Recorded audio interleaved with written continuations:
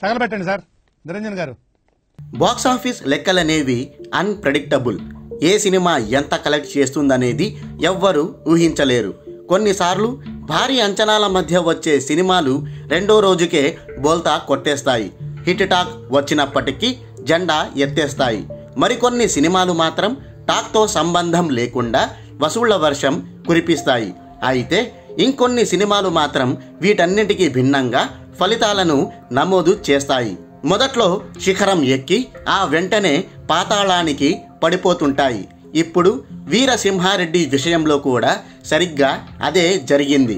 మొదట్లో ఈ cinema collect చేసిన వసూళ్లు చూసి 100 కోట్ల షేర్ క్లబ్లోకి చేరుతుందని అంచనా వేశారు.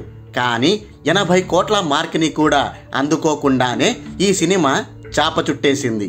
రిలీజ్కి ముందు నెలకొన్న భారీ అంచనాల పుణ్యమా అని ఈ సినిమా తొలి రోజు రికార్డు స్థాయిలో కలెక్షన్లు కలెక్ట్ చేసింది. వరల్డ్ వైడ్గా 31 కోట్ల 5 లక్షల షేర్, 50 కోట్ల 10 లక్షల గ్రాస్ వసూళ్లను కొల్లగొట్టింది. తొలి రోజే ఈ రేంజ్లో కలెక్షన్ల సునామీ సృష్టించడం చూసి ఇది ఫుల్ రన్ లోపు తప్పకుండా 100 కోట్ల షేర్ మార్క్ని అందుకుంటుందని అంచనా వేశారు. అఫ్కోర్స్ పోటీగా వాల్తేర్ వీరయ్య సినిమా ఉన్నప్పటికీ దాన్ని ధీటుగా ఎదుర్కొని వీరసింహారెడ్డి మంచి థియేట్రికల్ రన్ కొనసాగిస్తుందని అనుకున్నారు.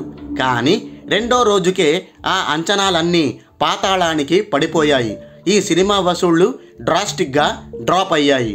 రెండో రోజు ఈ సినిమా వరల్డ్ వైడ్గా 6 కోట్ల 15 లక్షల షేర్, 11 కోట్ల 5 లక్షల గ్రాస్ మాత్రమే రాబట్టింది. తొలి రోజుతో పోలిస్తే రెండో రోజు ఏకంగా 24 కోట్ల 90 లక్షల షేర్ వసూళ్లు పడిపోయాయి. సరే, వాల్తేర్ వీరయ్య దెబ్బకు రెండో రోజు వసూళ్లు ఇలా దారుణంగా తగ్గిపోయాయని అనుకుందాం.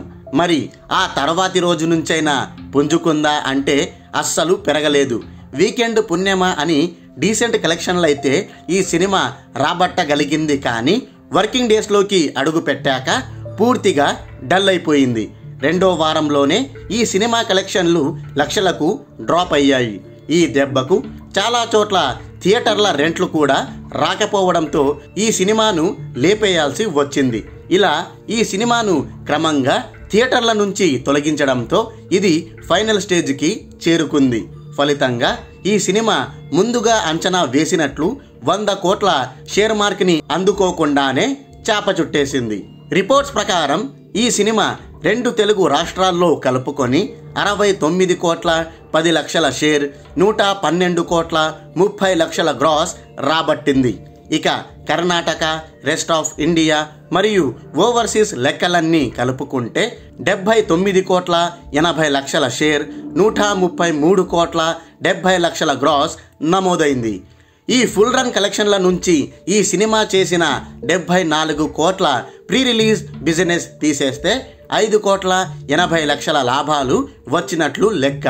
ఫైనల్గా ఇది బ్రేక్ ఈవెన్ టార్గెట్ని దాటేసి కొద్దిపాటి లాభాలను తెచ్చిపెట్టింది. కాబట్టి హిట్ సినిమాల జాబితాలోకి వీరసింహారెడ్డి చేరిపోయింది. ఈ సినిమా హిట్ అయ్యిందనే మాట మంచి విషయమే. కానీ 100 కోట్ల క్లబ్లో చేరకపోవడమే కాస్త నిరాశకు గురి చేస్తోంది.